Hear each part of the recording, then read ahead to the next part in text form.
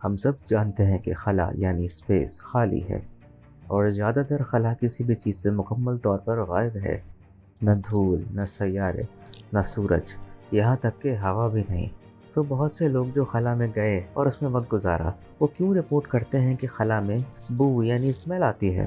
اس سے پتہ چلتا ہے کہ خلا میں بو یا اسمیل آتی ہے، اور ہمارے نظام شمسی میں ایک خاص خوشبو یا بو ہے۔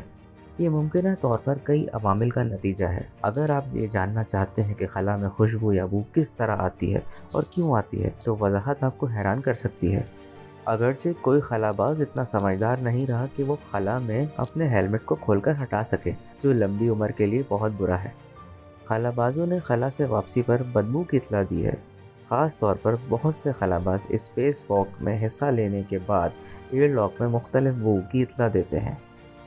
space.com کے مطابق امریکن ایسٹروناٹ ڈونلڈ پیٹٹ نے لکھا، بہترین تفصیل جس کے ساتھ میں آ سکتا ہوں وہ ایک خوشگوار میٹیلک سینسیشن یعنی دھات کی خوشبو کا احساس ہے۔ اس نے مجھے اپنے کالج کے موسم گرما کی یاد دلا دی، جہاں میں نے ایک چھوٹی لاگنگ کے لباس کے لیے آرک ویلڈنگ ٹارچ کے ساتھ بھاری سامان کی مرمت کے لیے کئی گھنٹوں تک محنت کی۔ اس نے مجھے خوشگوار میٹھی خوشبو والے ویلڈنگ کے دھوئیں کی یاد دلائی۔ یہ خلا کی خوشبو ہے جسے میٹلک سینسیشن کہا جا سکتا ہے۔ ڈون پیٹٹ نے اپنے ناسا کیریئر کے دوران کئی ایکسٹرا ویہیکولر ایکٹیویٹیز اور اسپیس واک میں حصہ لیا اور بار بار اسپیس کی خوشبو کا تجربہ حاصل کیا۔ دوسرے خلا بازوں نے اس خوشبو کو اسی طرح کے لیکن مختلف طریقوں سے بیان کیا ہے۔ جلتی ہوئی دھات، اوزون کی ایک الگ قسم کی بو، ایک تیز بو، اخروٹ اور بریک پیڈز کی بو، گن پاؤڈر اور یہاں تک کہ بادام کے جلے ہوئے کوکی کی بدبو۔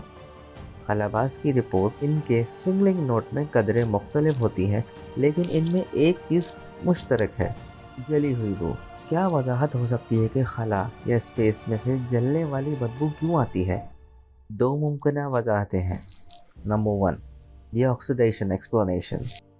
ایک نظریہ اس عمل سے متعلق ہے جو ہوائی جہاز میں اس وقت ہوتا ہے جب خلاباز خلا سے بین الاقوامی خلائی اسٹیشن یا خلائی جہاز میں واپس آتے ہیں، جسے وہ ہوم یعنی گھر کہتے ہیں، جب وہ زمین کے گرد چکر لگا رہے ہوتے ہیں۔ دوبارہ دباؤ کے دوران آکسیڈیشن کا کیمیائی رد عمل ہوتا ہے۔ خلا میں آکسیجن کے ایٹم خلائی مسافر کے سوٹ سے منسلک ہوتے ہیں اور دباؤ کے کم ہونے کے وقت اندر تیرتے ہیں۔ جب ایئر لاک کھلا ہوتا ہے اور یکجا ہو کر ایٹماسفیرک آکسیجن بنتا ہے۔ یہ عمل شعلے اور دھوئیں کے بغیر آگ پکڑنے کی حالت کے مترادف ہے، اور اس عمل سے اسی طرح کی بو آتی ہے جو دھواں دار جلی ہوئی بدبو خلابازوں کی رپورٹ کی وضاحت کر سکتی ہے۔ دوسری وضاحت اسٹیلر ایکسپلینیشن۔ اس بارے میں ایک دوسرا مفروض ہے جو خلا کی بو کی وضاحت کر سکتا ہے، جس کی اطلاع ایسٹروناٹس نے ایئر لاک کے ذریعے واپس آنے پر بتائی ہے۔ اس کا تعلق ستاروں کے دھماکوں سے ہے، یعنی مرتے ہوئے ستارے۔ اگرچہ ہم صرف چند صدیوں سے رات کے آسمان کا مطالعہ کر رہے ہیں، کائنات کی تاریخ تقریباً 13.7 بلین سال ہے، اور ہمارا نظام شمسی تقریباً 4.5 بلین سال پرانا ہے۔ اس کا مطلب یہ ہے کہ ہمارے نظام شمسی کی تشکیل سے بھی اربوں سال پہلے تک ستارے کائنات میں پیدا ہوتے رہے اور مر رہے تھے۔